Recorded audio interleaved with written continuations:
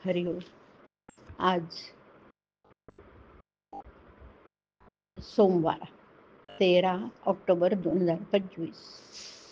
सद्गुरू ब्रह्मचैतन्य गोंदवलेकर महाराज आज आपल्याला प्रवचनातून सांगणार आहेत की निष्ठा बलवत्तर असावी.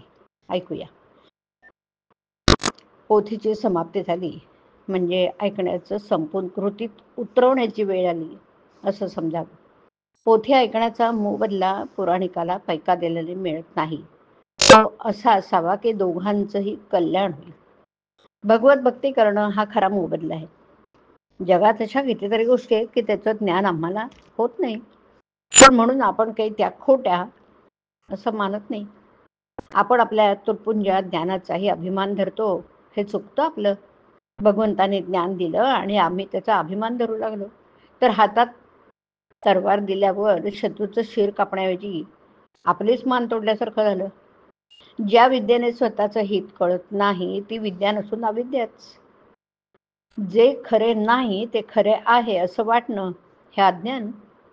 अविद्या आणि अज्ञान दोन्ही सारखेच. परमात्म्याच्या स्वरूपाविषयी आपण संशय घेतो हे आपलं अज्ञानच. देव आपल्याला आणि आपल्याला आपल्या कृतीला पाहतो की जाणीव असणं म्हणजेच ज्ञान. प्रत्येकाला त्याची गरज भासेल नाही, प्रत्येकाला त्याची गरज भागेल एवढं भगवंत देतच असतो आणि म्हणून आहे त्यात समाधान ठेवावं.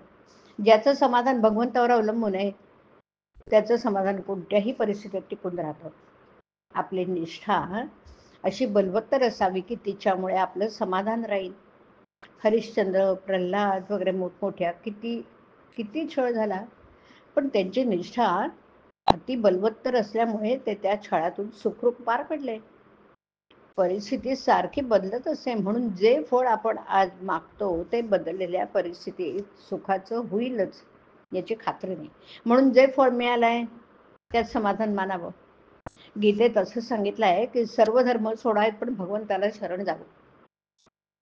पण ते न करता आपण विषयाला शरण जातो. त्याला काय करणार? अर्जुनाने भगवंताला आपल्या बाजूला घेतलं आणि त्यामुळे पांडवांचं जे समाधान टिकलं ते काही कौरवांचं टिकलं नाही.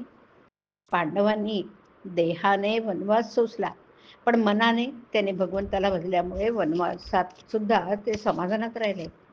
भगवंताच्या इच्छेने सर्व होतं आणि सर्व तोच करतो अशी भावना ठेवून यासारखं समाधान नाही. आनंद कृतीत आहे, फळाच्या आशेत नाही. नामस्मरण ही कृती केली तर शाश्वत आनंद आणि समाधान आपल्याला मिळायला वाचून राहणार नाही. जे घडतं ते भगवंताच्या इच्छेने घडतं. अशा खऱ्या भावनेने 1 वर्षभर जो राहील त्याला समाधान हे काय आहे हे खात्रीनं कळेल. नाम घेताना देवाला सांगावं, प्रपंचातले काही मला देऊ नकोस, मला तुझं प्रेम दे. हरिओम. हरिओम तत्सत. हरिओम.